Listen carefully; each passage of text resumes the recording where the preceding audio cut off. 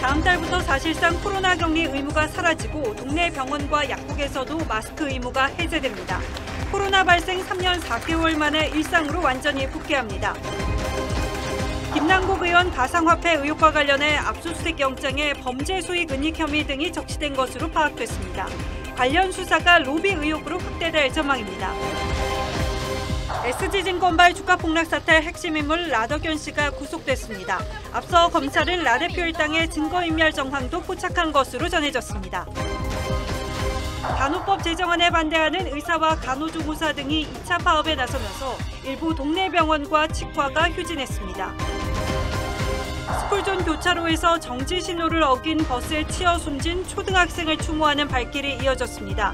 횡단보도 건너편엔 아이의 어머니가 마중 나와 있었던 것으로 전해졌습니다. 유족 간 합의가 없다면 제사 주제는 자녀 가운데 최연장자가 맡는다는 대법원 판단이 나왔습니다. 해당 판결이 우리 사회에 미칠 영향 짚어봤습니다. 일부 입양기관이 해외 입양을 위해 부모가 있는 아이도 입양 서류에 고아로 조작해온 것으로 파악됐습니다. 이들은 기록이 사라져 친부모 상봉에 애를 먹었습니다.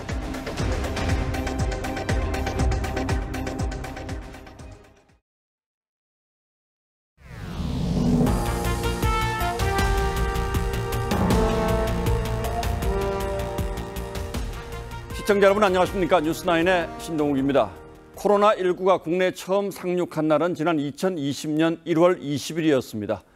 이후 사회적 거리두기라는 가보지 못한 길을 걸으며 7차례 유행을 우리는 지나왔습니다. 그리고 마침내 오늘 정부가 코로나 팬데믹 종료, 즉 완전한 일상 복귀를 공식 선언했습니다. 3년 4개월간의 길고도 긴 코로나 터널이 마침내 끝이 난 겁니다. 오늘 뉴스9은 박재훈 기자의 코로나 엔데믹으로 시작하겠습니다. 정부가 코로나19 위기 경보 수준을 심각에서 경계로 한 단계 낮춘다고 밝혔습니다. 적용 시점은 다음 달 1일로 국내에서 첫 코로나19 확진자가 발생한 지 1228일 만입니다. 3년 4개월 만에 국민들께서 일상을 되찾으시게 돼서 기쁘게 생각합니다.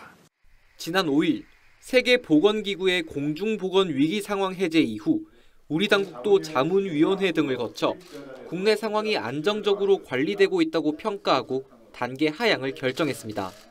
남아있던 방역 조치를 대부분 해제한다는 점에서 사실상 엔데믹 선언으로 볼 수 있습니다. 풍토병화의 시작이라고 보시면 될 것 같습니다. 이제 일상적인 상시적인 관리 체계로 전환할 수 있는 그런 시점이 되었다는 것을.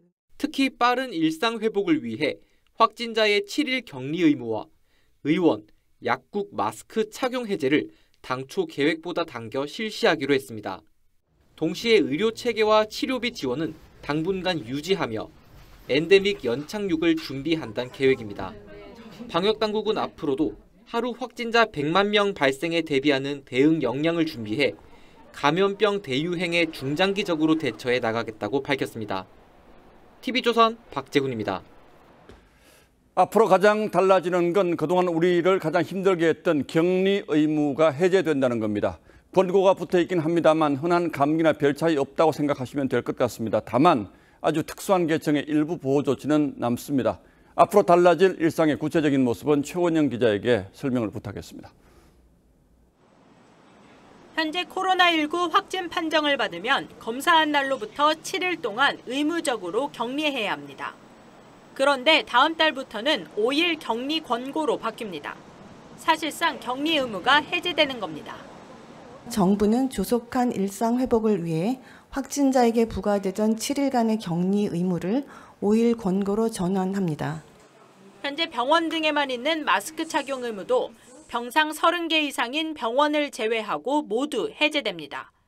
동네 의원과 약국에 갈 때는 마스크를 쓰지 않아도 되는 겁니다.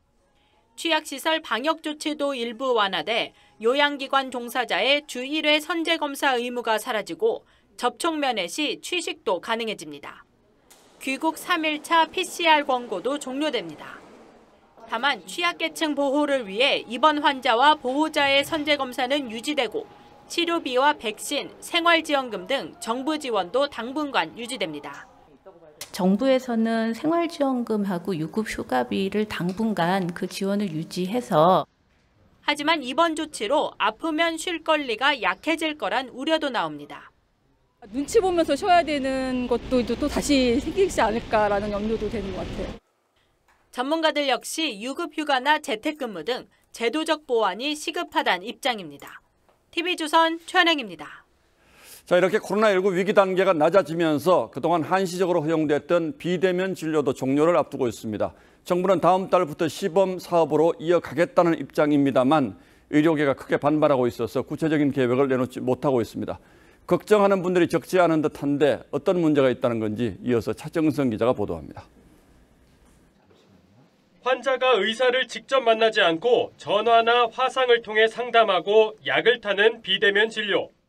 코로나19 확산이 시작된 지난 2020년 2월 한시적으로 허용된 이후 3년 만에 이용자가 1,300만 명을 넘었습니다. 진료 대기 시간 이런 게 생각보다 많이 절약이 돼서 좋았던. 하지만 코로나 위기경보 단계가 심각 이상일 때만 허용돼 다음 달부터는 종료됩니다. 이에 정부는 다음 달부터 시범 사업을 진행하겠다고 밝혔습니다. 의료법 개정이 안 되고 이제 시범 사업을 6월 1일부터는 하는 걸로 계획을 가지고 있고요. 일단 동네 의원 재진 환자를 위주로 진행한다는 방침인데 업체들은 반발하고 있습니다.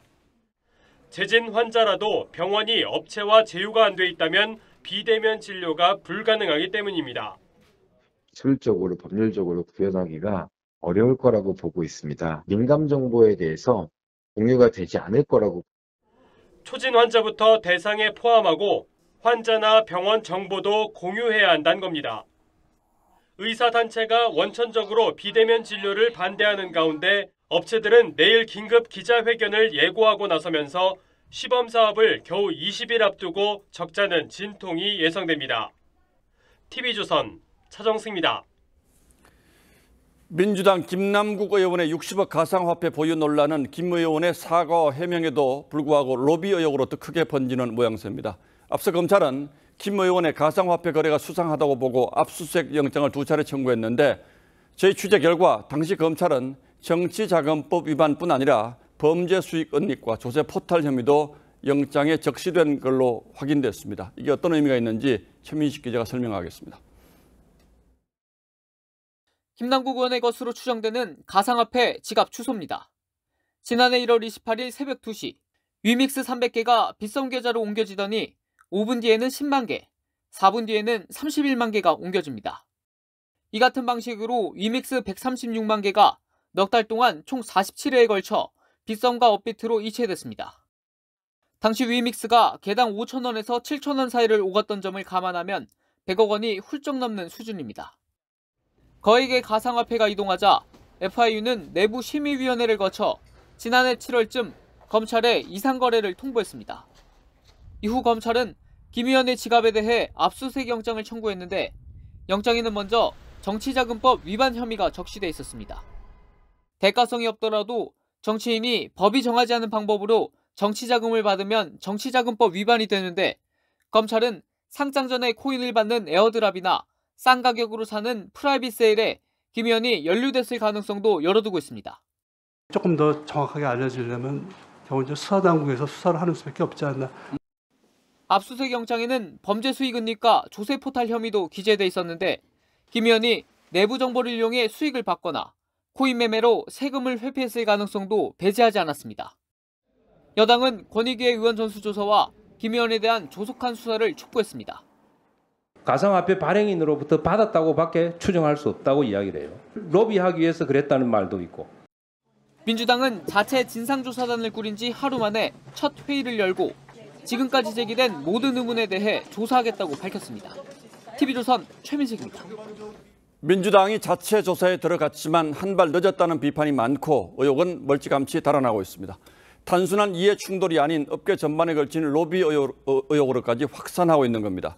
저희가 앞서 김 의원이 위믹스라는 가상화폐를 대량으로 보유하고 있다는 사실을 전해드렸는데 위믹스는 게임 회사가 발행한 코인으로 게임을 하면 돈을 벌 수 있다는 개념으로 만들어진 겁니다. 업계 전문 용어로는 P2E, 즉 Play to Earn이라고 하죠. 즉 위믹스는 P2E 규제가 완화되면 혜택을 받는 대표적인 코인이 될 수 있다는 뜻입니다. 그동안 게임 업체와 P2E 업체들은 관련 규제를 풀기 위해서 국회를 상대로 무수히 많은 로비를 벌였고 김남국 의원은 직접 관련 법안 입법에도 참여한 걸로 알려졌습니다. 정민진 기자가 취재했습니다. 지난 대선 당시 이재명 후보 캠프에서 게임과 메타버스 특보단장을 지냈던 위정영 교수는 리믹스를 발행한 위메이드가 국회를 상대로 로비를 했을 가능성을 제기했습니다. 게임을 하면서 얻은 아이템을 가상화폐로 활용할 수 있는 개념의 P2E 사업을 합법화하도록 로비했다는 겁니다. P2E 업체, 그다음에 관련 협단체들이 의원실을 뻔질나게 드나들면서 계속 뭔가를 설득한다라는 이야기를 듣고 있었죠. 대선을 앞둔 2021년 12월 이재명 당시 후보는 P2E 규제 완화 가능성을 시사했고 실체로 존재하는 것들을 부정하면 우리 쇄국 정책하는 꼴이 됩니다. 온라인 소통 단장이었던 김남국 의원도 P2E 업계에 호재가 될 법안까지 공동 발의했습니다. 해당 법안은 게임 머니는 게임 내에서 사용하는 가상화폐를 말한다는 조항을 담고 있어 게임 머니를 현금화할 수 있는 길을 터주는 내용입니다. 게임 회사는 물론 그 게임 회사의 코인을 보유하고 있는 사람들이 막대한 돈을 벌게 되는 구조입니다.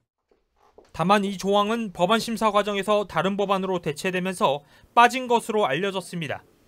김 의원은 또 P2E 규제 관련 토론회도 개최했습니다. 위메이드는 로비 의혹은 전혀 사실 무근이라고 부인했지만 한 여당 관계자는 전직 의원 등을 통해 한못 잡게 해드리겠다며 민원을 넣는 경우도 있었다고 말했습니다. TV조선 정민진입니다. 사정이 이런데도 검찰 수사가 그동안 한 발짝도 앞으로 나가지 못한 건 법원이 압수수색 영장을 2번이나 기각했기 때문입니다. 금융정보분석원이 범죄 혐의가 의심된다며 검찰에 사실상 수사 의뢰를 했는데도 법원은 요지부동이었습니다. 김 의원이 가진 여러 개의 전자지갑 가운데 하나라도 들여다보게 해달라고 영장을 청구했지만 이마저도 법원은 허락하지 않았습니다. 계속해서 황병준 기자가 보도합니다. 국회 정무위에 나온 금융정보분석원장은 김남국 의원의 가상화폐 의혹과 관련해 의심 정황을 수사기관에 넘기는 게 분석원의 역할이라고 강조했습니다. 보고받은 내용을 기초로 의심이 되는 사항들에 대해서 법 집행기관에 통보를 하는 역할을 하게 돼 있습니다. 그러면서 금융기관으로부터 신고받은 것 중 검찰에 통보하는 건 4% 정도라며 검사와 판사, 변호사로 구성된 심의위에서 최종 분석해 통보한다고 설명했습니다. 형사사건에 관련성이 있을 경우에 저희가 의심 거래로 해당을 해서 보고 정보를 제공하게 돼 있습니다. 그런데 서울 남부지방법원 권기만 영장 전담 판사는 분석원의 첩보를 토대로 청구된 검찰의 압수수색 영장을 지난해 10월 말과 11월 초 2차례 기각했습니다. 특히 두 번째 영장에선 김 의원의 전자지갑 중 하나만 보겠다고 했지만 이마저도 거부했습니다. 권 판사는 거액의 코인을 보유했다는 사실만으로 범죄 혐의가 있다고 보기 어렵다고 이유를 설명했습니다. 고검장을 지낸 한 변호사는 분석원의 통보는 범죄 혐의를 전제로 하기 때문에 계좌 추적은 당연한 수순이라며 두 차례나 영장을 기각한 건 분석원의 설립 취지를 부정하는 것이라고 지적했습니다. 검찰은 세 번째 영장 청구를 검토 중입니다. 권 판사는 라임 사태 주범인 김봉현 전 회장의 구속영장을 기각했고 이후 김 전 회장이 도주했다가 붙잡히기도 했습니다. TV조선 황병준입니다. 자, 이제 논란은 김남국 의원이 코인 투자로 얼마를 벌었느냐, 즉 김 의원 개인의 도덕적 문제에서 어둠 속에 갇혀있는 가상화폐 세계의 복마전으로 번지고 있습니다. 정치권 로비 의혹으로 번지면 대형 게이트가 될 수도 있습니다. 김 의원이 위믹스를 집중적으로 사고판 지난 2021년과 2022년 초 당시 정치권에서 무슨 일이 있었는지 따져보겠습니다. 자, 홍영 기자, P2E라는 말이 새로 주목받고 있죠. 이게 무슨 뜻입니까? 네, 플레이 투 언, 그러니까 말 그대로 돈 버는 게임입니다. 네, 게임으로 얻은 아이템을 코인으로 받아서 현금처럼 쓸 수 있는 건데요. 위믹스도 이런 P2E 코인의 일종입니다. 일부 해외에서는 허용하고 있지만 국내에서 이런 게임은 불법입니다.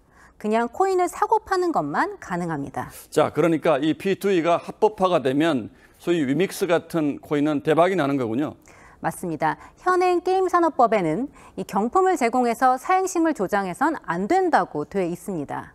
지난 1월 P2E 게임이 적법하지 않다는 첫 법원 판결도 이 조항을 근거로 나왔습니다.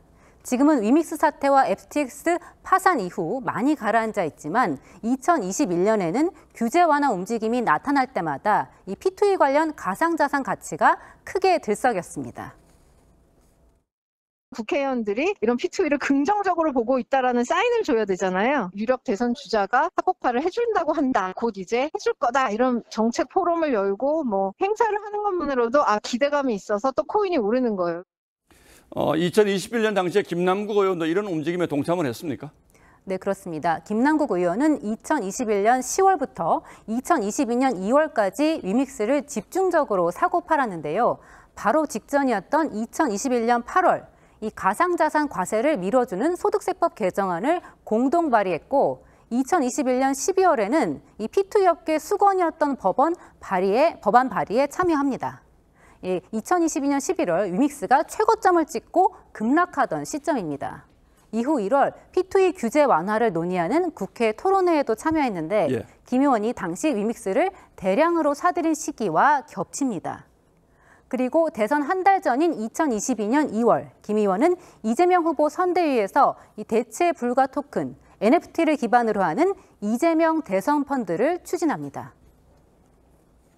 이재명 펀드는 기존 선거 펀드와는 달리 이 블록체인 기술을 기반으로 NFT를 활용한 새로운 시도의 선거 펀드입니다.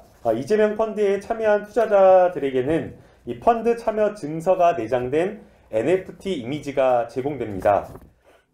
네, 김 의원은 당시 NFT로 대선 자금을 모금하는 세계 최초 사례라며 직접 홍보했는데요. 이 펀드 출시 소식에 위믹스 같은 NFT 관련 코인 가격이 오르기도 했습니다. 결과적으로 국회의원으로서 자신이 투자한 가상화폐의 가치를 높이기 위한 활동했다는 건 부인하기 어렵게 됐군요. 네, 그렇습니다. 김남국 의원은 당시 여러 개의 전자지갑에 위믹스 10만 개에서 85만 개까지 나눠서 보유하고 있었습니다. 최소 수십억 원에서 100억 원대에 이르는 규모였는데요. 김 의원의 코인 취득과 처분 과정, 또 로비 의혹 등은 수사를 통해서 규명돼야 하는 사안이지만 국회의원으로서 공직 윤리를 망각했다는 비판은 피하기 어려워 보입니다. 자, 이렇게 되면 뭐 궁금한 게 하나둘이 아닌데 민주당 자체 조사로 이게 다 해소가 될지 모르겠군요. 홍영 기자 잘 들었습니다.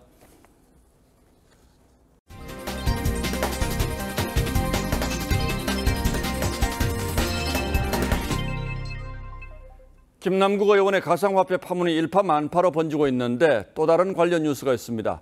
테라 루나 폭락 사태의 주범인 권도영 씨와 함께 사업을 총괄한 신현성 씨가 지난달 재판에 넘겨졌는데 신 씨가 사업 확장을 위해서 루나 코인을 공짜로 나눠주며 로비를 벌이는 것으로 확인됐습니다. 차순우 기자가 취재했습니다. 가치 폭락 사태로 28만 명에게 50조 원의 피해를 입힌 테라 루나 코인 공동 창업자인 신현성 씨. 피해자들은 다 하고 싶은 말씀 없으세요? 중에 말씀드리겠습니다. 과거 신 씨가 사업 확장을 위해 루나 코인을 무료로 나눠주며 금융권 임직원을 소개받기 위해 로비한 것으로 확인됐습니다.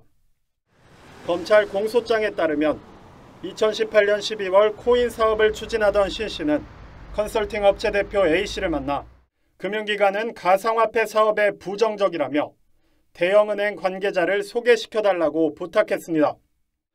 A씨 도움으로 하나은행 부행장 등 5개 은행 임직원을 만난 신 씨는 가상화폐 사업을 원만하게 진행할 수 있었고 신 씨는 알선 대가로 A씨에게 1억 5천만 원 상당 루나코인 21만 개를 줬다고 검찰은 판단했습니다. 신 씨가 코인으로 로비한 대상은 더 있었습니다.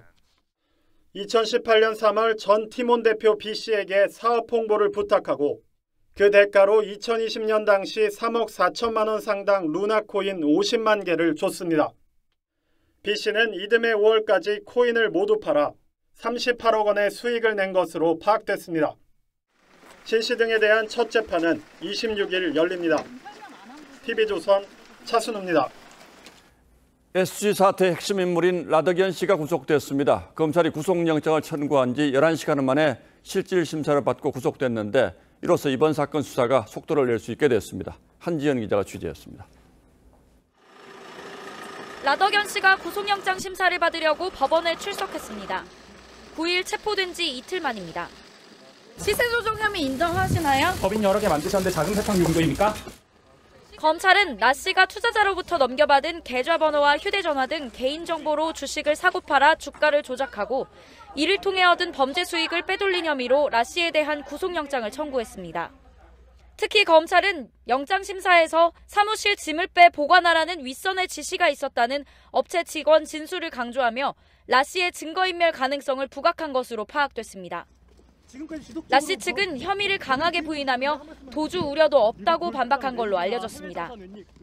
하지만 법원은 도주 우려와 증거인멸 염려가 있다며 구속영장을 발부했습니다.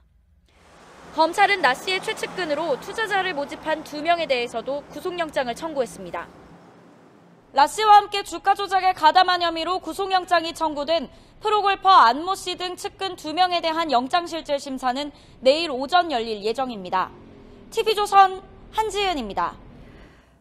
오늘 하루 일부 동네 병원과 치과가 휴진했습니다. 이 간호법 사태로 의사와 간호조무사 등이 2차 파업에 나선 건데요. 치과가 동참하면서 1차 때보다 수위를 높였는데 관건은 다음 주입니다.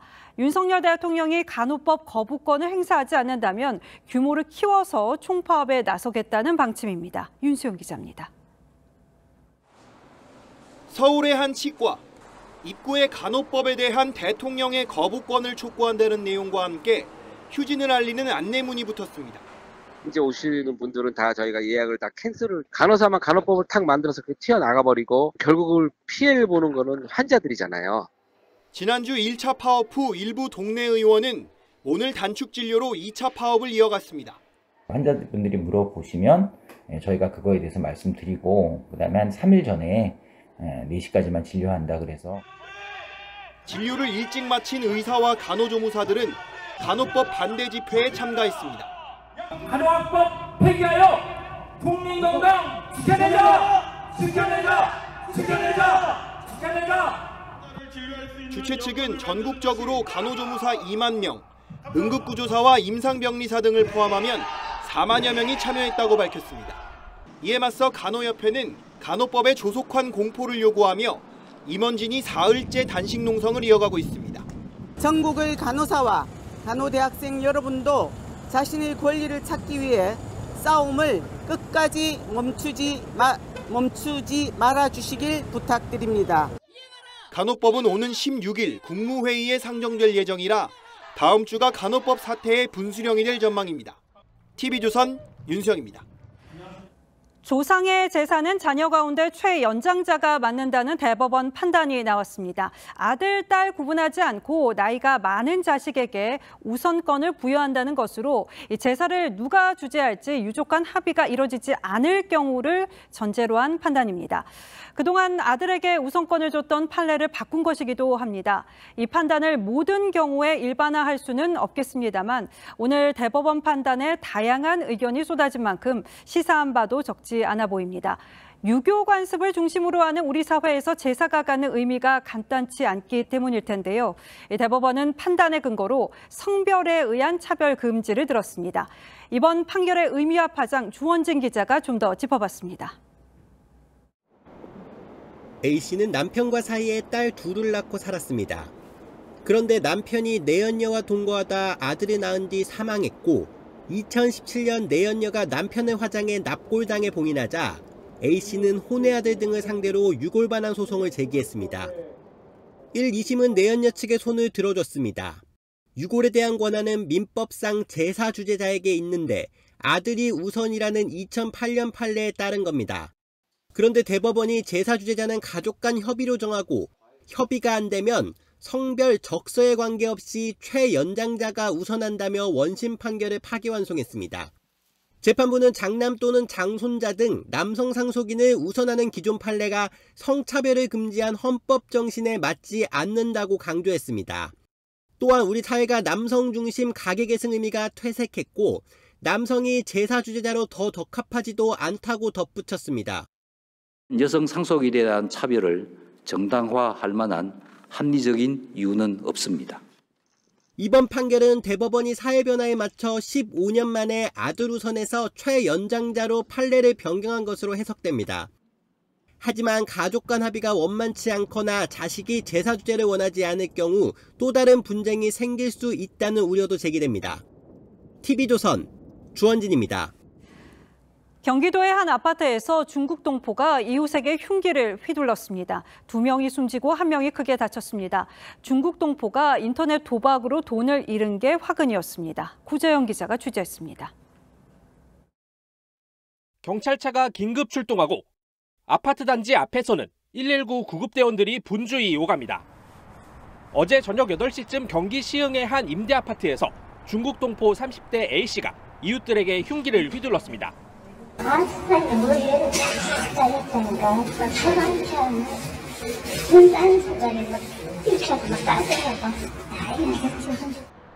경찰 조사 결과 A씨는 인터넷 도박으로 8천여만 원을 잃자 도박을 소개해준 40대 이웃을 흉기로 공격해 다치게 했습니다.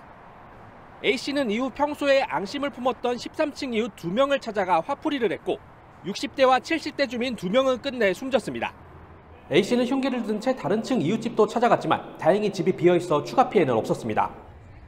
A씨는 범행 후 흉기를 지닌 채 인근 초등학교 앞으로 가 택시를 불러달라며 지나던 학생들을 위협하기도 했습니다.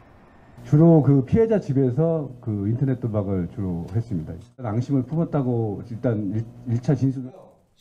A씨는 한국인 가족의 명의로 해당 임대 아파트에 살았지만 전입신고는 하지 않았습니다. 경찰은 오늘 A씨에 대해 살인 등의 혐의로 구속영장을 신청했습니다. TV조선 구자영입니다. 운전하시는 분들 잘 숙지하고 계신지 모르겠습니다. 우회전 시 무조건 한번 정지해야 하죠. 이를 어긴 운전자 때문에 또 스쿨존에서 참변이 벌어졌습니다. 횡단보도에서 버스 기사가 아예 신호를 무시하고 우회전하면서 8살 아이가 숨졌고 오늘 추모의 발길이 이어졌습니다. 현장에는 어른들이 미안하다는 내용의 편지가 남겨져서 어른들은 또 한 번 고개를 숙였습니다. 김승돈 기자가 전하겠습니다.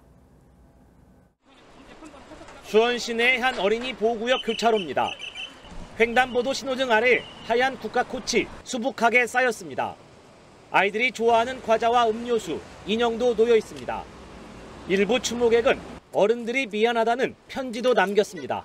하루에 한 번씩은 지나다니던 곳이었거든요. 네. 그래서 이렇게 아이들이 많이 지나다니는 곳에서 믿을 수 없는 사고가 생기게 된 거 너무 안타깝게.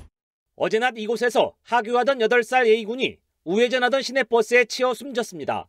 경찰 조사 결과 A군은 보행자 신호에 따라 횡단보도를 건넜지만 50대 운전기사 B씨는 우회전 정지 신호를 위반한 것으로 확인됐습니다. 사고가 난 곳은 초등학교 2곳과 중고등학교가 밀집한 주택가 어린이 보호구역이었습니다.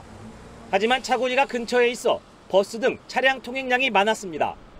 주민들은 평소에도 꼬리를 문 차량들이 신호를 어기고 우회전한다며 분통을 터뜨렸습니다. 우회전은 신호를 보고 진입을 하고 나면 잘 맞지 않을 때는 고리등 신호가 같이 들어오기 때문에 그 신호를 놓치지 않으려고 과속을 해서. 경찰은 버스 운전기사가 일시 정지를 하지 않은 채 시속 10에서 20km로 우회전한 것으로 보고 있습니다. 법원은 오늘 범죄가 중대하고 도주 등의 우려가 있다며 운전기사 B씨에 대한 구속영장을 발부했습니다. TV조선 김승도입니다. 1970, 80년대 우리나라는 해외에 입양을 많이 보내는 국가 1위였습니다. 당시 일부 입양기관이 해외 입양을 위해서 부모가 있는 아이까지 서류에 고아로 적어온 것으로 드러났습니다. 당시에는 이게 최선이라고 믿었을 수도 있겠습니다만 분명한 조작입니다. 입양아들은 이 조작으로 친부모를 찾을 유일한 기록이 사라져서 친부모 찾기에 애를 먹고 있습니다. 입양인 단체가 진상 파악을 촉구했습니다. 임소연 기자입니다. Mit navnet Eva Hoffmann, der Idermann Pakshungran입니다. 1975년 출생 석 달 만에 덴마크에 입양된 이바 호프만 씨. 입양 서류에 고아로 표기돼 한국 친부모를 찾을 생각도 못했습니다. I thought on my paper that I was an orphan and that I didn't have any parents. 그런데 32살 때 갑자기 한국 가족으로부터 연락이 왔고 The message that my family was well was really, really important. It was obviously very, very shocking. 알고 보니 서류 내용은 사실이 아니었습니다. 덴마크 입양기관으로 보낸 서류를 몽땅 다 보여주는 거예요. 다 거짓말이에요. 미국에 입양된 미케일라 디에츠 씨도 한국 친부모를 찾아 나섰다 41년 자신의 입양 서류가 제 것이 아님을 알게 됐습니다. Is that two girls were born on the same day in the same hospital and transferred to the orphanage together and perhaps our papers were switched. 과거 해외 입양 과정에서 이 같은 인권 침해가 있었다며 정부 차원 진상조사를 요구한 인원은 372명에 달합니다. 당시 입양기관이 고액 수수료 등을 이유로 허위 서류를 작성하는 등 입양 과정에 문제가 많았다는 겁니다. We have examined more than 1,000 cases, adoption cases, and found that all of them are incorrect. 우리나라는 이제 아이 수출국 1위 불명예는 벗었지만 여전히 해외 입양 세계 3위로 중국, 인도보다 많습니다. TV조선 임서인입니다. 최근 부동산 시장에 월세보다 관리비가 더 비싼 매물이 늘고 있습니다. 이 50세대가 되지 않은 소규모 주택은 관리비 공개 의무가 없다 보니까 월세 대신에 관리비를 올려받는 꼼수가 벌어지는 건데요. 왜 이런 일이 벌어지는 건지 김혜나 기자가 취재했습니다. 서울 송파구의 한 빌라. 보증금 1억 원에 월세 9만 원인 매물인데 관리비가 월세의 2배를 훌쩍 넘습니다. 서울 서초구의 한 원룸도 월세보다 관리비가 3만 원 더 비쌉니다. 사실상 관리비를 포함한 금액이 진짜 월세값인 꼼수 매물입니다. 임대사업자가 신규 계약을 맺을 때 월세를 5% 이상 올릴 수 없는 규정 때문에 다른 명목으로 웃돈을 받아내는 겁니다. 임대사업자여가지고 올릴 수 있는 금액이 정해져 있어서 관리비를 올려서 그래요. 다음 달부터 본격 단속에 들어가는 전월세 신고제도 꼼수 매물 증가 이유로 꼽힙니다. 신고된 거래 내역의 임대소득 규모가 드러나는 만큼 집주인들이 추가 과세를 우려해 규정된 금액 이하로 편법을 쓰는 겁니다. 보증금이 6천만 원을 넘거나 월세가 30만 원을 웃돌면 한 달 안에 계약 내용을 신고해야 하는데 위반 시 최대 100만 원의 과태료를 물게 됩니다. 임대인에게 주는 여러 가지 제도적인 혜택들을 악용하기 위해서 이루어지는 편법이기 때문에 이 점에 대해서 저희가 기준을 명확히 해서 정부는 50세대 미만 소규모 주택에 대한 관리비 세부 내역 공개도 적극 검토 중이라고 밝혔습니다. TV조선 김예나입니다. 충북 청주의 한우 농장 4곳에서 구제역이 발생했습니다. 국내 구제역 발생은 4년 4개월 만인데 구제역이 발생한 농장 반경 3km 안에 한우 4만 마리가 사육 중이라 비상입니다. 방역당국은 전국 축산시설 등의 모레까지 이동 중지 명령을 내렸습니다. 이승훈 기자입니다. 농장 출입로는 차단됐고 한쪽에선 중장비가 한우를 땅속에 묻습니다. 충북 청주의 한우 농장 4곳에서 구제역이 발생했습니다. 농장 4곳은 반경 2km 안에 밀집해 있었습니다. 키우던 한우 500여 마리가 긴급 살처분됐습니다. 발병되면은 살처분을 어쩔 수 없이 할 수밖에 없잖아요. 살처분을 하고 나면은 일정 기간 동안 입식을 할 수가 없게 되잖아요. 반경 3km 안에서는 농장 236곳에서 한우 4만 마리를 키우고 있습니다. 구제역은 공기 중으로도 50km까지 전파될 정도로 전염성이 강합니다. 호흡기나 분변 이런 걸 통해 가지고 이 바이러스가 이게 감성 동물들한테 전파가 될 수 있고요. 이 바람이나 공기를 타고 전파될 수 있는 아주. 농민들은 속값 하락과 사료비 인상 속에 구제역까지 창궐 했다며 애를 태웁니다.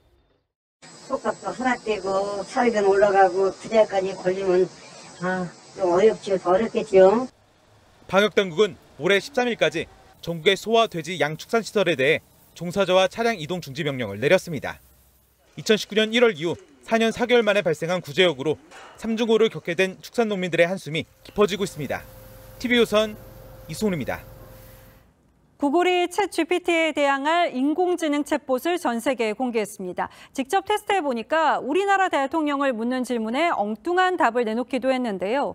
이건 기술 개발의 문제여서 시간이 해결해줄 문제입니다만은 독도가 어느 나라 영토인지 묻는 질문에는 언어에 따라서 다르게 답변해서 편향성이 지적됐습니다. 유혜림 기자입니다.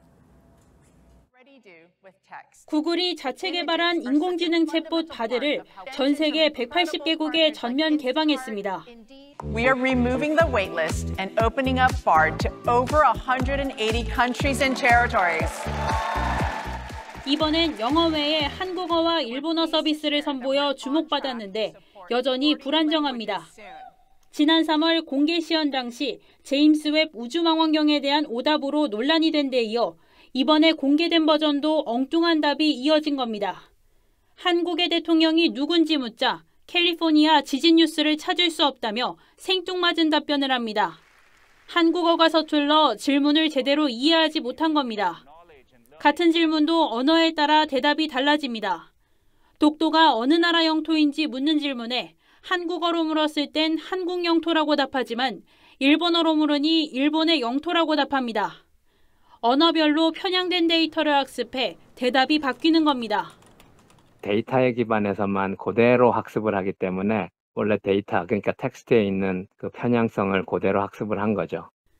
구글은 바드를 클라우드, 지메일 등 25개 구글 서비스에 접목시키고 이미지 인식 기능을 추가하겠다고 밝혔는데 활용도를 넓히기 위해선 추가 학습 등을 통해 정확도를 높이고 편향성 문제를 해결해야 한다는 지적이 나옵니다. TV조선 유혜림입니다. 네, 다음 뉴스입니다. 올해 우리 경제가 어려울 거란 전망은 이미 여러 차례 나온 바 있습니다만 예상보다 상황이 더 심각하다는 진단이 나왔습니다.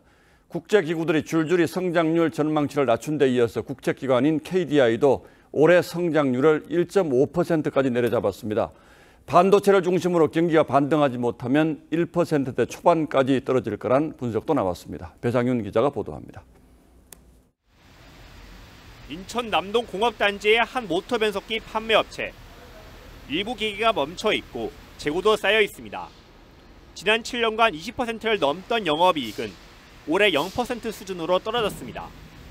이미 동종업계에서는 몇 달 전부터 어렵거나 실제로 부도난 회사들이 간간히 보이기도 합니다. 이런 경기 둔화 탓에 KDI는 올해 경제 성장률 전망치를 기존 1.8%에서 1.5%로 내렸습니다. 특히 상반기 성장률은 0%대로 예측했습니다. IMF 외환위기, 글로벌 금융위기, 코로나19 때를 빼면 가장 낮습니다. 중국의 경제 회복이 늦어지거나 반도체 경기가 반등하지 않으면 성장률이 1% 초반대까지 주저앉을 수 있다는 분석도 내놨습니다. 위험의 그 정도를 생각하면 이제 뭐 1.5%가 아니라 뭐 1% 초반 뭐 정도도 아마 충분히 그 안 좋은 시나리오에서는 가능하다고 생각합니다. 한국은행과 정부도 최근 경제 상황을 반영해 조만간 성장률 전망을 수정할 예정입니다. 하반기로 가면 경기가 반등한다는 게 정부의 전망이지만 제조업과 반도체 중심의 어두운 불황은 당분간 불가피할 전망입니다. TV조선 배상윤입니다. 경기가 나빠지면 당연히 세금도 덜 거칩니다. 올해 1분기 국세가 역대 가장 많이 감소했고 재정 적자도 이미 올 한 해 예상했던 전체 적자에 육박하고 있습니다. 이렇게 되면 지출을 줄여야 하는데 지난 정부에서 대폭 늘려놓은 복지 예산에 총선까지 앞두고 있어서 나라 곳간 지키는 일이 첩첩산중입니다. 구체적인 내용은 송병철 기자가 알아봤습니다. 삼성전자와 SK하이닉스의 1분기 적자 규모는 8조 원에 육박합니다. 대기업 실적 부진에 정부 법인세도 6조 8천억 원 감소했습니다. 여기에 주식과 부동산 시장도 침체하면서 세수가 줄고 있습니다. 이런 상황이 당분간은 좀 계속되지 않겠느냐. 그래서 세수 부족 상태가 단기간 내 해소될 것 같지는 않다. 올해 1분기 정부의 총 수입은 145조 4천억 원. 역대 최대로 줄어든 국세 24조 원을 포함해 지난해 같은 기간 대비 25조 원 감소했습니다. 세수 진도율은 21%대에 그쳐 2000년 이후 가장 낮았습니다. 나라 곳간 상황을 보여주는 관리재정 수지도 54조 원 적자로 벌써 연간 전망치의 90%를 넘어섰습니다. 국가 채무가 1050조 원을 넘어선 가운데 정부가 적자 국채를 발행해 세수 부족분을 채우거나 지출을 줄이는 감액 추경을 할 거란 전망이 나옵니다. 올해에 과도하게 들어가는 그 정부 지출을 조정해서 지연시키는 거나 아니면은 불효불급한 것은 좀 억제하는 방향으로 해서 국가 채무가 늘면 국가 신인도가 떨어져 외국인 자금 이탈 등 시장 충격이 불가피한 만큼 법으로 정부 지출을 제한하는 재정준칙 법제화가 시급하다는 지적도 나옵니다. TV조선 송병철입니다. 한 달 반 가까이 미뤄진 2분기 전기요금 인상이 다음 주에는 결정될 전망입니다. 한국전력이 내일 임금 동결 같은 자구 계획을 밝히면 정부는 여당과 협의해 전기요금 인상 폭 조정에 나섭니다. 한국가스공사의 1분기 미수금 사실상 영업 손실도 3조 원가량 불어나면서 에너지 공기업들의 살림살이 우려가 갈수록 커지고 있습니다. 보도에 최윤정 기자입니다. 전기요금 인상에 앞서 여당이 요구해온 한국전력의 자구안이 내일 발표됩니다. 한전의 자구안은 20조 원 플러스 알파 규모인 것으로 알려졌습니다. 내일 한전이 자구 노력 같은 그 비상계획을 발표할 예정입니다. 여의도와 서초구의 부동산 등 한전의 주요 자산 처분이 포함됩니다. 한전 직원들의 임금을 동결하고 전국 18개 지역본부와 234개 지역사무소도 일부 통폐합될 것으로 보입니다. 정부와 여당은 한전의 발표 이후 전기, 가스요금 인상을 결정한다는 계획입니다. 전기요금 올리는 건 국민들에게 부담을 주는 거니까 이에 앞서서 뼈를 깎는 자구 노력, 구조조정이 있어야 된다 하는. 예상되는 전기요금 인상폭은 킬로와트 시당 7원, 4인 가구 기준으로 월 2,400원 정도 오르게 됩니다. 하지만 이 정도의 전기요금 인상으로는 한전의 재정난을 해결하기엔 역부족입니다. 항전 정상화를 위해서 올해 51.6 최소한 51.6원의 가격 인상이 불가피하다고 이야기하셨습니까? 안 했습니까? 51원 정도 수준의 인상 요인이 있다 이렇게 제가 말씀을 드렸고요. 예. 가스공사도 가스요금 인상이 미뤄지면서 적자 폭이 커지고 있습니다. 가스공사는 오늘 1분기 실적을 잠정 집계한 결과 영업 손실로 볼 수 있는 미수금이 3조 원가량 늘어나 총 11조 원을 넘어섰다고 발표했습니다. TV조선 최윤정입니다. 이틀 전부터 계속된 이스라엘과 팔레스타인 무장단체의 교전이 격화하고 있습니다.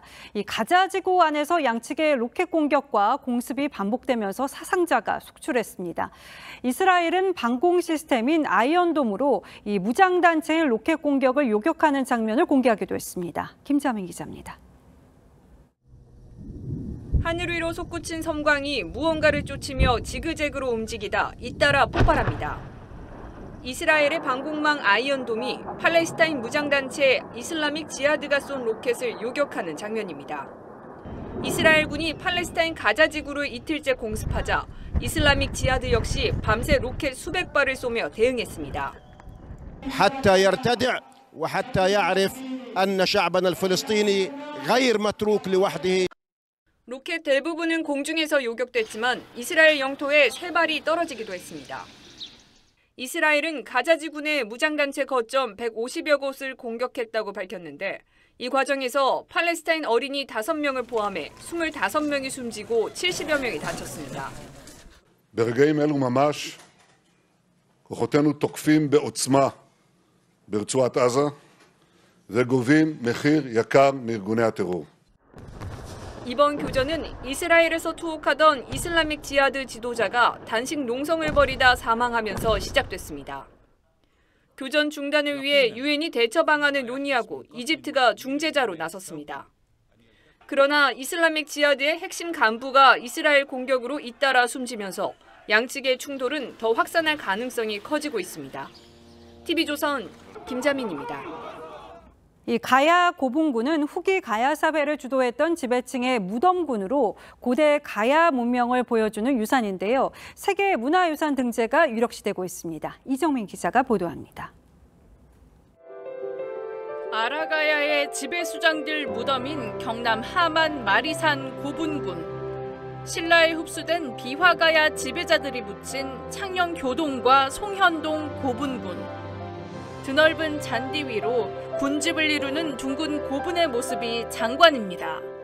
문화재청은 10일 유네스코 자문심사기구인 국제기념물 유적협의회가 세계유산위원회에 가야 고분군의 세계문화유산 등재 권고 판정을 내렸다고 밝혔습니다. 가야 고분군은 1세기에서 6세기 중엽 한반도 남부에 존재했던 가야 권역의 7개 고분군으로 이뤄진 연속 유산으로 경북 고령의 지산동 고분군을 비롯해 경남 김해, 하만, 합천, 고성, 창녕, 전남 남원에 위치했습니다. 가야가 하나의 중앙 집권적 고대 국가가 아니고 여러 세력들이 서로 이렇게 자율적으로 수평적으로 교류하면서 이 독특한 이 연맹 체제를 유지하면서 가야 고분군을 통해 대가야의 매장 풍습 순장과 당시 활발한 대외 교류 등을 엿볼 수 있는 유물도 대거 발견됐습니다. 우리나라는 석굴암 불국사, 해인사 장경판전 등을 포함해 총 15건의 세계유산을 보유하고 있습니다. 가야 고분군의 세계유산 등재는 오는 9월 사우디 유네스코 회의에서 최종 결정됩니다. TV조선 이정민입니다. 올 시즌 프로야구 홈런왕 싸움이 흥미진진합니다. 이 전통의 강자들이 주춤한 상황에서 차세대 거포들이 맹타를 날리고 있는 건데요. 그야말로 홈런 타자 춘추 전국시대입니다. 이다솜 기자입니다.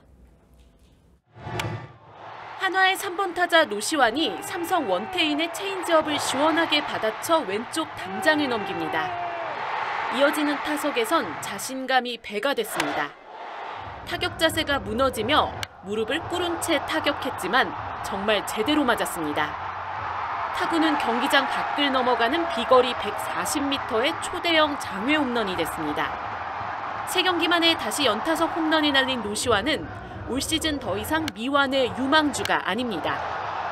홈런 공동 2위, 출루율과 장타율을 더한 OPS는 리그 1위를 기록하는 등 차세대 거포의 등장을 알렸습니다. 히팅 포인트를 좀 작년보다 앞으로 옮긴 게 아무래도 좀 타구의 비거리가 좀 많이 늘어나지 않나. 홈런 1위를 기록 중인 선수는 더욱 의외입니다.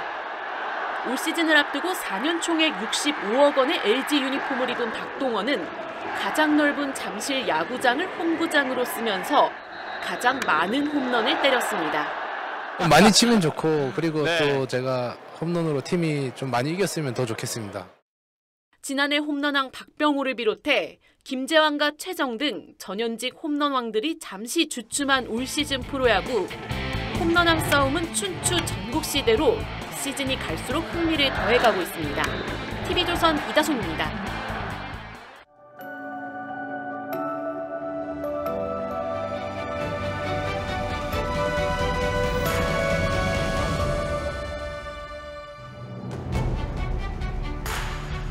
눈이 퍼붓는 설원을 한 사내가 걸어갑니다.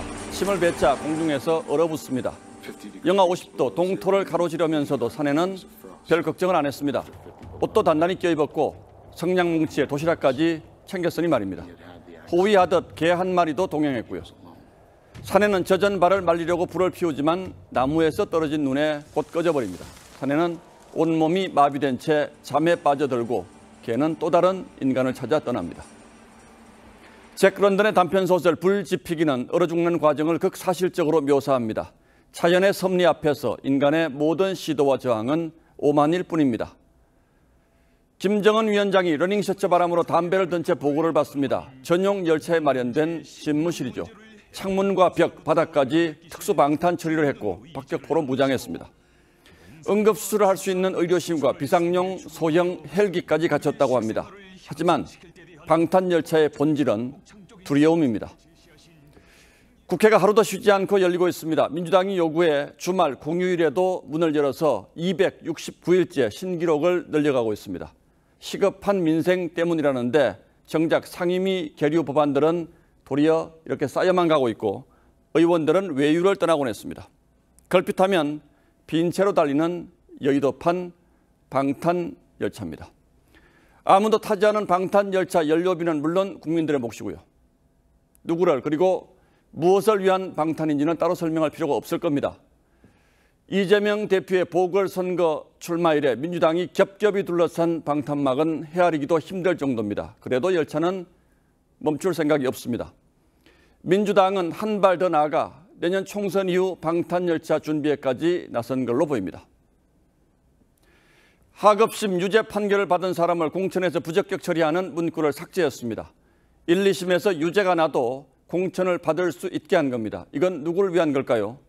당장 여러 재판에 놓여 있는 이 대표를 떠올릴 수밖에 없습니다.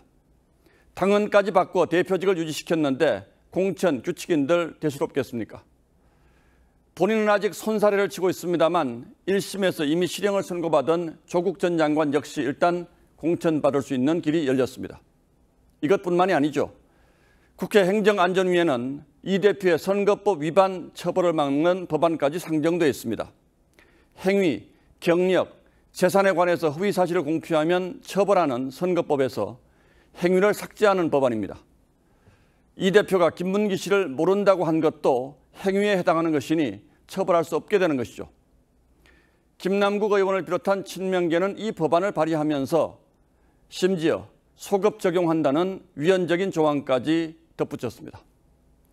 의정활동 제쳐두고 방탄 연구만 하지 않는다면 어떻게 이런 절묘한 생각들을 다 해냈겠습니까? 이 대표가 방탄 국회와 관련한 기자 질문을 받고 이렇게 답합니다. 제가 소환 조사를 받겠다고 하는데 뭘 방탄하지? 하늘에 실 가듯 곧바로 김남국 의원이 거들죠. 명쾌합니다. 대한민국 다수 야당의 진면목이 명쾌하게 드러나는 장면입니다. 5월 11일 앵커의 시선은 브레이크 고장난 방탄열차였습니다.